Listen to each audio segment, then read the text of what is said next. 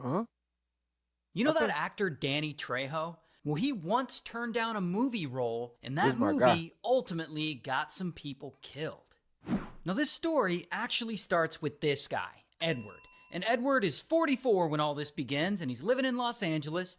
And bro is an actor. You've probably seen him in Blade Runner and Battlestar Galactica. At one point, he gets nominated for an Oscar for his role in the movie Stand and Deliver, which makes his career blow up. But one day in 1991, Edward gets the opportunity of a lifetime because a movie studio offers him a chance to direct and star in the lead role of his own movie. And this is great news for Edward. So he gets to thinking.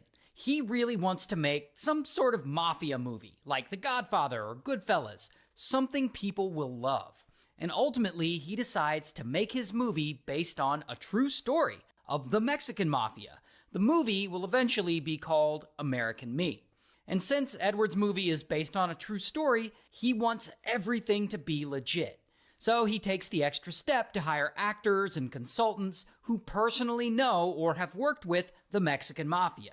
One of those actors that Edward tries to hire is this guy, Danny Trejo. Now, Danny, he's a really interesting guy. Up to this point in the It story, really he is. spent most of his adult life in Yeah, prison in prison. for Yeah. all kinds of things, dealing drugs and stabbing a guy in the face. And at one Yeah. point, he was Bro was charged off with the chain. attempted murder and was Hey, facing the bro was death off the chain when he was younger. Now, bro was off. This a fact too. penalty. But Bro was off after the he got chain. out of prison, he got clean, he got sober, and he turned his life around and got into acting. And you've probably seen him in a million different movies and TV shows. A Machete, million. Breaking Bad, he's been in all kinds of things. But at the time Edward tries to hire him for his movie American Me, remember, it's still 1991. So Danny is somewhat new to acting at this point, and he isn't really famous yet. Regardless, Edward knows Danny is the real deal. He knows Danny is friendly with a lot of real members of the Mexican Mafia because, he was in prison with a lot of them. So Edward sends Danny the script to American Me to get him to be in it. And Danny reads this script, and immediately he's like, oh, hell no, I am not going to be in this movie. Because there's a big problem. The movie is supposed to be a true story about the two heads of the Mexican Mafia gang.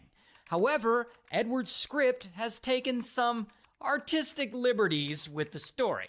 For example, there are major events in the script that didn't happen in real life, including one of the top members of the Mexican Mafia getting SA'd by another male while locked up in juvenile hall.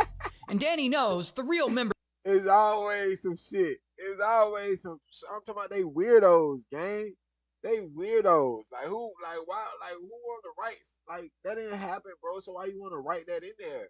Like you gonna make bread regardless. You want to be a weirdo, gang? Like this shit so weird. It's weird. This shit so weird, bro.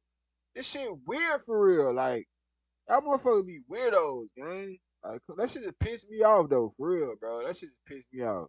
Of this gang, they're not going to like this. They'll see this as a sign of disrespect. Yeah, Not disrespect. only Like that, he you knows that playing, gang. all of the members of that gang have taken an oath to seek revenge on anyone who disrespects them, which means that this script is probably going to get some people killed. So Danny agrees to meet with Edward to talk to him about this script. I mean, he's got to tell him how dangerous it is to make this movie. So they meet up at a local deli. And when Edward walks into the place, he's suddenly dressed like a cholo, because I guess this is some form of method acting. And Danny, cringes because he knows he's a rich Hollywood actor with no prison or gang experience at all.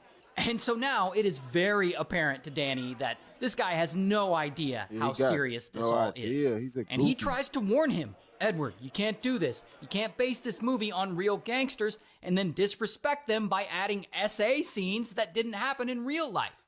And Edward's like, but it's more theatrical this way, so I took some artistic liberties. And Danny's like, But that's not artistic liberty? artistic, gang. That's homosexual. You're a faggot, gang. I mean, excuse me. Oh my god.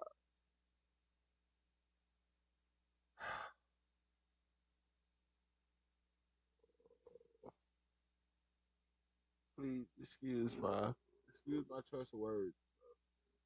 I just don't like. I don't like when people try to put false narratives, man. Then motherfuckers not only false narratives, but motherfuckers is doing some homosexual shit, bro.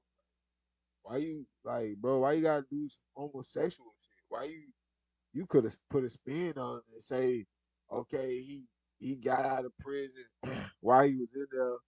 Okay, that was happening, but he was touching the knife all the time. Woo woo. Then when he got out, he went on a run of fucking 20 bitches in a day. You know what I'm saying? You could have said some shit like that, bro. Why you want to make it about motherfucker getting his butt played with? Like, come on, bro. Like this shit is just overly weird to me.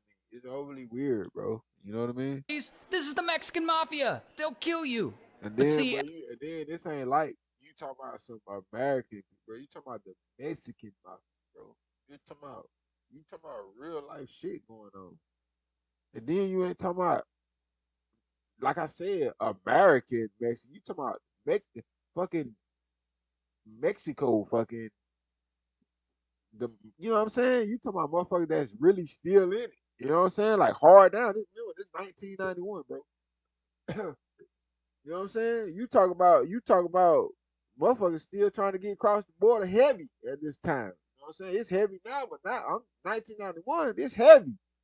Motherfuckers running. Motherfuckers trying to, oh Lord, boy, we got all these motherfuckers running around cutting heads off, killing our babies. Oh man, what the fuck? You know what I'm saying? We gotta get the fuck out of here.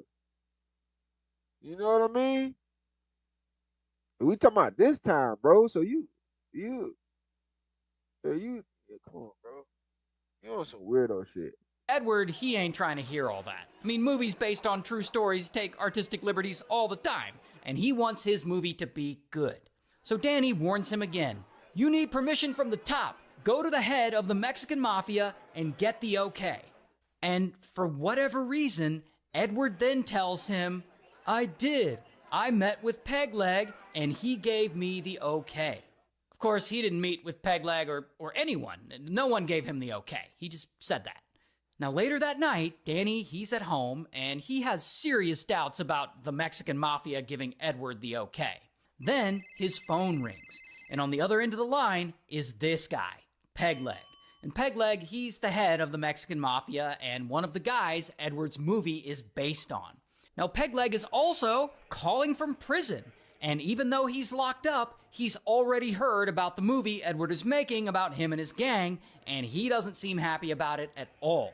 He's like, I hear you're in that movie. And Danny's like, nah, I'm not doing that movie out of respect for you and your gang. And then Danny asks him, did Edward get permission from you? He says he did. And Pegleg's like, absolutely not. That script is bullshit. So, just as Danny suspected, Edward had straight up lied to him about getting permission from the top. And now, the Mexican Mafia gang is watching Edward's every move. Regardless, Edward moves forward and he starts filming his movie. He even hires former gang members as consultants and extras on set. One of the consultants he hires is this woman, Anna. And Anna is an ex-gang member who is now an anti-gang activist who spends her time trying to help kids and stop them from joining gangs. So Edward hires her to consult about the authenticity of the way the gangs in his movie are portrayed and stuff like that. And he even gives her a small part in his movie. And so anyway, months pass, and it's now 1992. And the movie is completely finished filming, and it's all edited together, and Edward, he's all excited to finally show the world his masterpiece. And so American Me comes to theaters, and unfortunately, it's hardly noticed by audiences. Like, it doesn't perform well. But it does, however, get the full attention of the Mexican Mafia.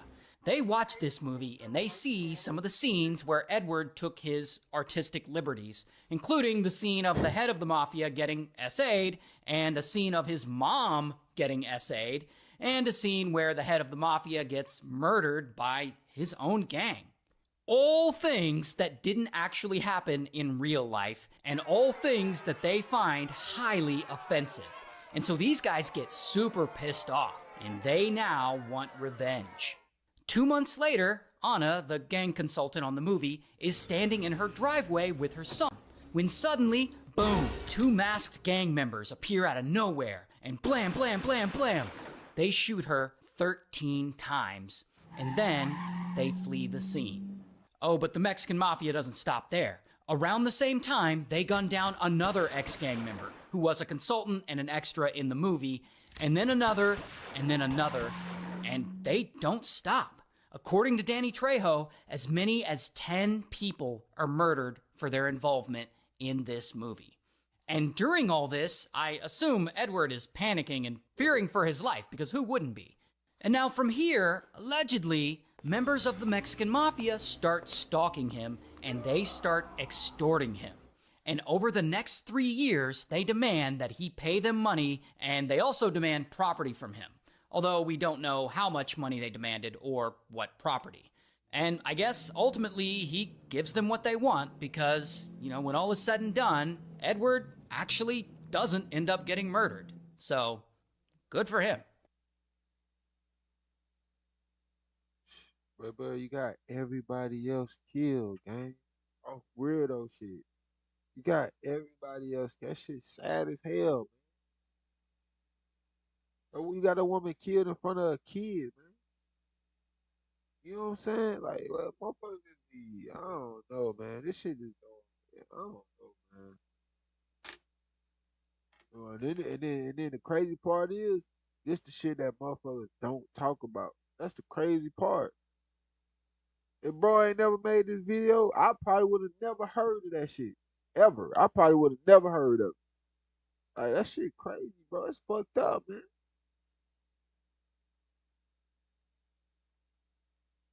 You know what I'm saying? Rest in peace to them, man, cause they just playing the role. They don't even give a fuck about that shit for real. They doing it off the screen for him. Like shit, man, shit, he got that money he trying to pay right now.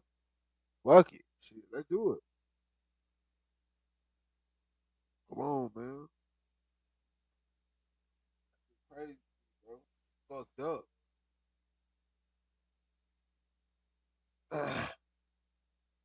But that's gonna do it, man.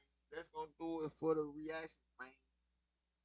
We gonna catch it in the night, in the deep of the night. Yeah. Nah, but that's it for the reaction, man. We reached our 1 hour mark. I said we're gonna be on here for an hour. Then we're gonna go to Twitch, man. Get some gameplay in for an hour, 2 hour screen, and then gotta do some other stuff, man. So I appreciate y'all for dropping in on the stream, man. Like I said, I want to stream over here because we ain't been over here in a little minute.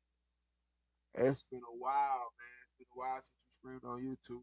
Probably like fucking damn it, like I said, I think like a whole year, I believe, if I'm not mistaken. Um, so yeah, man, I kind of want to switch it up this morning. Get on here and fuck with y'all for a little bit. See what y'all had going on. But y'all be good, bro. If y'all want to catch some gameplay, man, y'all come over there on the Purple app. I'm about to go live right now. Right now, we about to go live. Y'all be good, man. Catch y'all later on.